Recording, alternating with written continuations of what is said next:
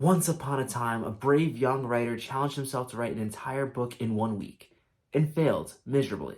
However, in the following months, he learned he could not live with his defeat, attempting the challenge again, and this time prospering, writing 54,000 words in 7 days. That young writer was me. And after publishing those 54,000 words to Wattpad, I decided to put them aside and stop thinking about them because after a week of writing, I could not think of that story anymore. However, now a couple months have passed, which means it's time for me to go back and read that story, which I named Europa. To be honest, I'm not really looking forward to this. I already feel pretty embarrassed, but hey, you don't really learn anything from writing a book in a week if you don't go back and read it after, do you? It's funny that I feel super nervous going to this reaction video, considering I did a reaction video recently where I reacted to my fanfiction from when I was 13 years old. But I guess considering that I wrote this a few months ago, I feel like I can't really make any excuses. Even though I wrote it pretty recently though, there's a lot I already don't remember, which is honestly the reason why I set it aside for a couple months, other than the fact that I didn't want to look at it. I think it's pretty helpful whenever you go to edit a book that you take some time away from the book before you edit it. That way it's not fresh in your mind. It's hard to be objective about your writing when it's still fresh. This is also the perfect time for me to go back and read Europa, since at this point, most people who were reading it have stopped or finished. At this point, it's capped around 3.4 thousand views. But that includes chapter-to-chapter views, but still pretty impressive. I'm pretty proud that so many of you took the time to read it, and I thank you for that. But yeah, the fact that most of you who are going to read it have already read it is great, because this is going to be a spoiler-filled reaction. If you do, for some reason, want to read the book spoiler-free, it'll be linked down below in the description. I will also link the YouTube video where I vlogged my writing process. I think that was a fun one. It's time for me to read Europa by Patrick J. Nyland. I'm going to try to avoid reading aloud for the majority of this video because you guys don't want to hear me poorly dictate my own writing. However, I thought it'd be fun to read the description, so I'm going to go ahead and do that now. In order to embark on a mission to discover alien life on the icy moon of Jupiter, Maria must learn... This is another reason why I'm not going to read anything out loud. I'm like really bad at reading out loud. It was always really embarrassing when I got called on in English class. Fortunately, this is a video and I can take as many takes as I want. In order to embark on a mission to discover alien life on the icy moon of Jupiter, Maria must leave her life on Earth behind, including her father and her 7-year-old Diego. She thought the hardest part of the mission would be saying goodbye, but little does she know what awaits for her and her crew on Europa, an environment that has never been explored from the surface until this mission. Perhaps alien life was never meant to be explored by humans. Will she fulfill her promise to her father and her son to make it home alive, or will she fail to make good on the promise like her mother did when she was a little girl? Ooh. You know what? I'm not great at book descriptions, but like from that book description, I would read this book. I also put in parentheses, let me know your thoughts. Don't be afraid to be mean. I was kind of hoping that I would get some nasty comments on this just so I could like do a reaction type video. But everyone who did comment, at least from what I've seen, I'll see the rest of them now as I go through, has been super supportive. So thank you. But I was kind of hoping for a mean one here and there so I could like make a reaction video or of some sort. Also, sticking to the tradition where I make all these videos way too late at night. It is currently 4:15 in the morning. Also, the fact that this is 147 chapters is so much more jarring than the book actually is. This is actually a pretty quick and simple read. It's told from the perspective of diary entries from the mother. I remember, yeah, it's told as diary entries. So a lot of the diary entries are pretty short, but I just kept them as chapters because it just fit better than having multiple diary entries in one chapter. But I wonder if like people just like came to check it out and then saw 147 chapters and just decided to bail. I'm not recommending you do read it, but if you were hesitant to read it because of the amount of chapters, don't. It's a pretty light read. Also, I can't get over the fact that Wattpad is like predicting that it would take someone 4 hours to read the story. I spent countless hours writing this thing. So for it to only take 4 hours to read is kind of like, wow. So I clicked start reading and my computer froze up and went back to the home screen. So we're off to a great start here. It's funny because the prologue has about like 300 reads and then you go to the first chapter and it only has 132. So that means I already lost like a third of the people who read the prologue. To be honest, the prologue, it's not that bad. Could use work. Now I'm on chapter 4 and I have 67 viewers, so I definitely have an audience retaining problem. You know what? It's good to learn that now. As for the actual writing, it's pretty decent so far. Although I remember the big part of this challenge that was hard was continuing to push myself to keep on writing. So I have to assume that as this story goes on, it's going to continually get worse. So I've shifted positions here, mostly because I have a good 4 hours of reading left to go, and my hip was kind of bothering me, so I figured, hey, this is going to be a long video, so I might as well get comfortable. Already, one of the things that's driving me nuts is I keep on finding ways in my writing to include excuses for why I'm skipping journal entries here and there, because the story takes place over a span of like 14 years ish. I mean, the character is frozen asleep for a good 10 years, but like it's still a good amount of time. And there's only 147 journal entries. So I guess what I do is I'm like, oh, I've been meaning to write more frequently and stuff like I just keep on including that as if I'm trying to make an in-text excuse for why there's not a journal entry every single day. And it's kind of annoying. I'm only a few chapters in and it's already pissing me off every time I write something like, it's been a few days since I last wrote. I'm trying to be more consistent. Like, just not necessary. I mean, I know I was trying to hit a word count, but still, it's kind of annoying. So at this point, I'm like 15 chapter slash diary entries in, and we only have 35 people who read this far in. And to be honest, I can't blame them. This story, it needs to get into space faster. Like, I understand what I'm doing, and it's building good. There's good character development and stuff going on, but it's just like, it's just everyday mundane stuff. These scenes on Earth where the mother is just dragging on about regretting leaving her son and like, is this the right decision? And the astronaut training. It's like, oh my God. How was I able to write this? It's like the same thing over and over. Like, oh, I'm surprised it still has 35 readers at this point. Another update, I've read like 15 more chapters and we're still on Earth. Honestly, at points, there are some plot points that are kind of good that it makes sense that I want to keep it on the planet longer. Um, we haven't even met the other astronauts yet. I don't know, I need to add some more drama or something because it really does kind of just drag on. At this point, this chapter only has 25 views, so I've lost a huge chunk of the original people who were reading this. Yikes. That being said, as a free sci-fi read on Wattpad, I know I'm biased, but this is actually pretty decent. To be honest, I feel like I'm a little harsh on myself as a writer sometimes, but this really isn't that bad. It's obviously not good enough to actually publish. It's nowhere near good enough to actually be a published book, but there's enough going for it where, I mean, I don't know, if you're into sci-fi, it might be worth your time. Maybe? Once again, I have not been consistent with my journaling recently. I've been spending much of my time studying up on readings before training, doing some research into what training to be an astronaut will be like, completing my workouts, and of course, spending every possible minute I can with Diego and Dad. That's what every single chapter has been for like the past 7 chapters. She hasn't even started training to be an astronaut yet. If I wasn't the one that wrote this, I would be really questioning at this point if this book ever even goes into space. Like, holy crap. So I finally introduced the other members of the mission, and it's comical how like each one is just like a block paragraph with like just a small description, and they're all just like so generic. And me being the writer, I know it's totally because I didn't outline this thing at all, so I just kind of just on the fly just wrote quick paragraphs about each character, so I would kind of know what they were doing in the story. Other than the boring chapters that kind of repeat over and over again, that was the worst chapter by far.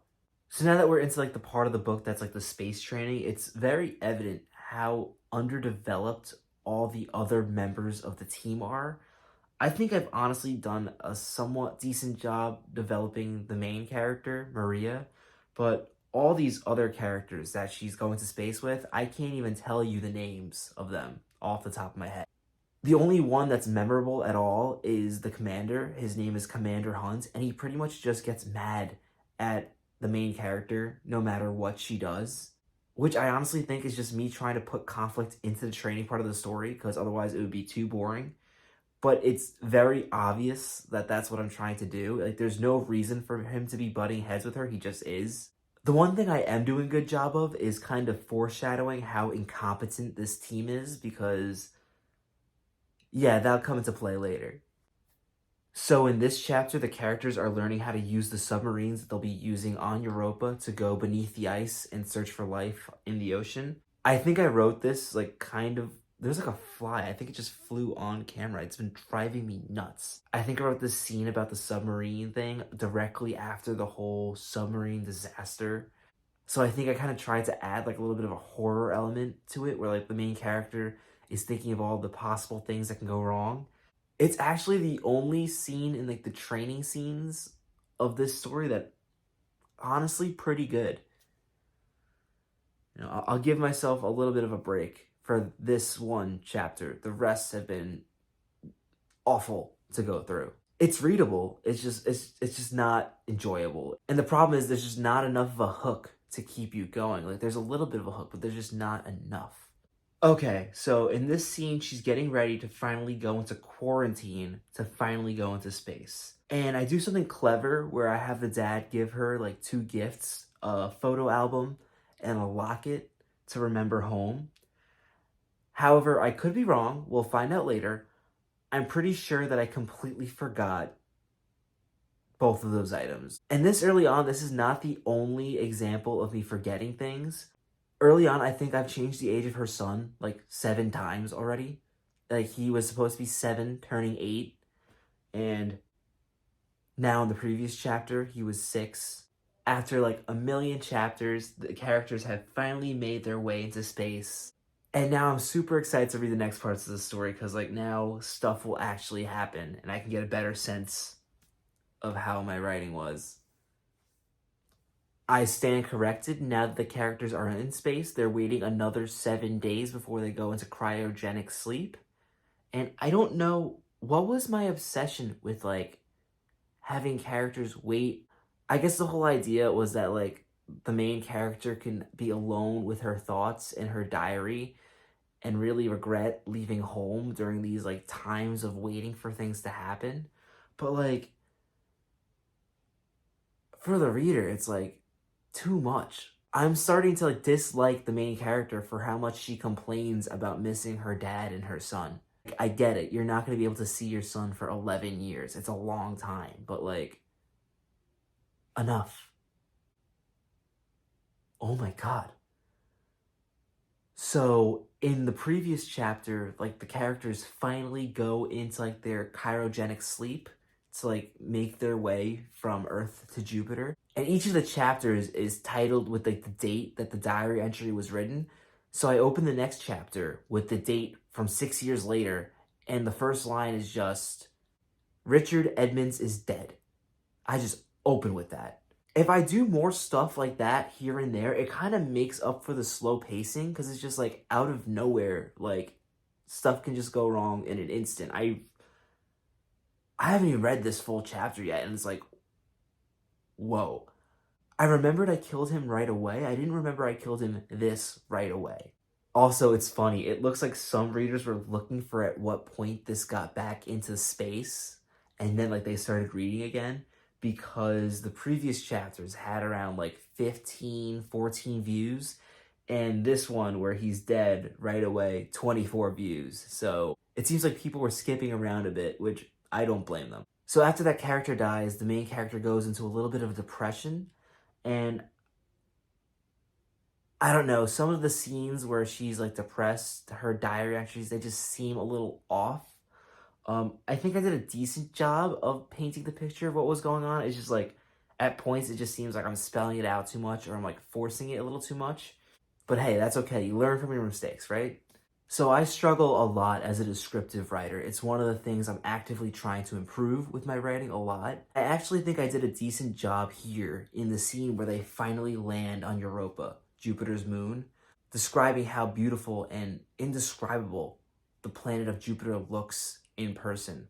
And I remember I really got that idea of Jupiter being like indescriptively beautiful from a couple years ago. I went to see the solar eclipse, and I remember it being so much more vivid and colorful and beautiful than any pictures I had ever really seen of it. And it made me think that maybe like a planet like Jupiter would be like just so much more beautiful than like a photograph could really like suggest. And I feel like this is like the first time in a while where I've read a descriptive scene that I wrote that I actually kind of got the picture in my head of what I was trying to say. And that makes me pretty happy because a lot of times my descriptive scenes are a complete mess. I have not written in a few days, mostly because there has not been much to write about. Beautiful. So at this point, the remaining crew is setting up drill sites to drill into Europa's surface and search for liquid water. And it's hilarious because at points, I will forget about a character for like 10 entries in a row. I'll remember them for one entry, and then 3 entries later, I'll just kill them off, like to make it easier for myself to write, which is, on one hand, it's terrible writing. On the other hand, it's just hilarious. It's also just funny how these crew members just fall like flies. Like, after all this time I spent developing them, the way I just instantly kill so many of them off, it's. Looking back, I remember finding different ways to kill off some of these crew members was one of the most entertaining parts of writing this story. The character who just recently died, he died by falling into like a crack in the ice and just getting lodged there for too long, upside down. I think I came up with that way of killing him off from one of those horrifying disasters in like a cave. And like that, I thought that would be one of like the most horrifying ways you could possibly go out. And then I thought, hey, why not add a spacesuit to the whole mix? And yeah, I have to say, this is not a horror book by any means, but I do a good job at certain points of adding a little element of existential horror, which I really like, especially since it's coming from the diary entries of one character, so you really get to see the way her mind thinks about some of these horrible situations. And yeah, this book has a lot of weaknesses, but I think this is definitely one of its strengths. Damn, I actually forgot about this one. So the only other female astronaut on the team, later on in the story, she just goes mad and she goes out on a spacewalk without telling anyone and depressurizes her suit, and they find her a couple days later. And yeah, the description of like finding her like kind of sends like a little bit of chills through my body.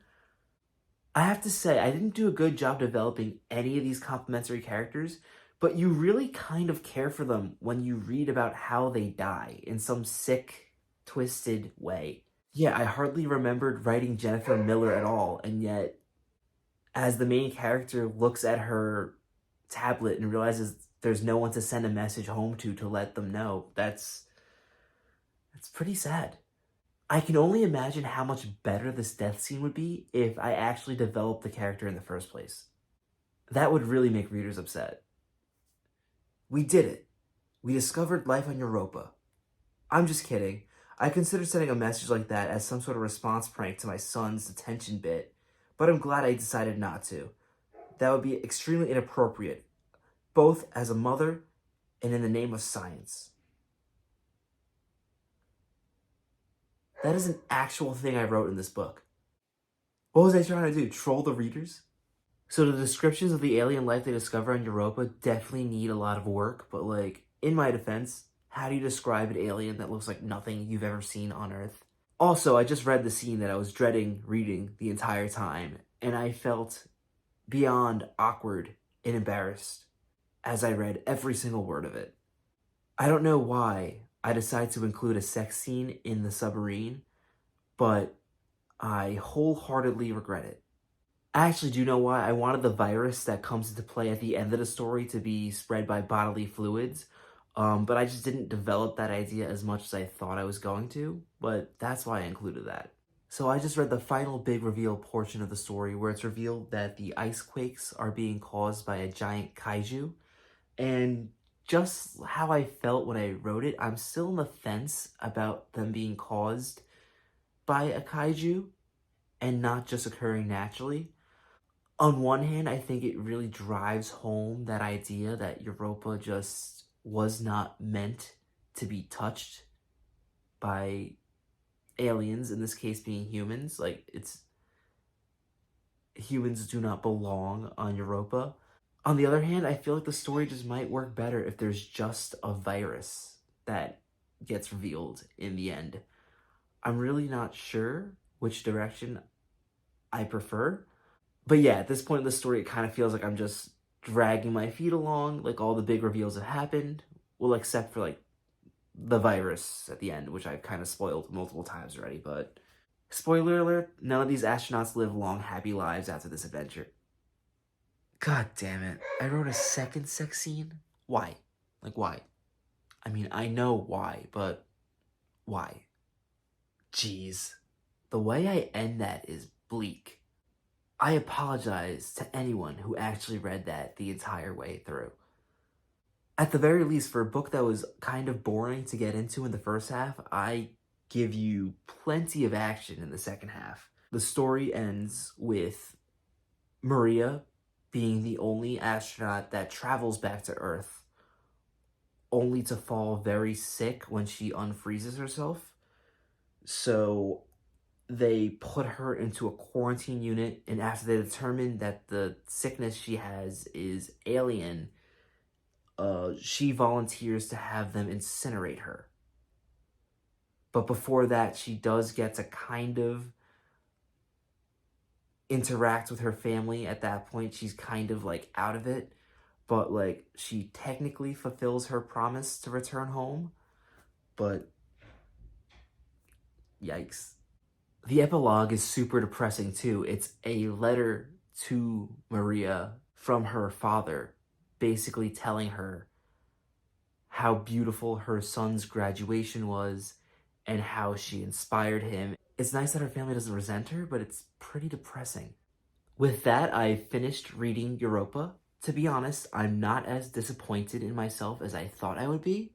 Moving forward with this project, I still don't really know what I want to do with it next. I know at some point I do want to edit this. I feel like, especially after reading this again, I feel like it has a lot more potential than I thought it did.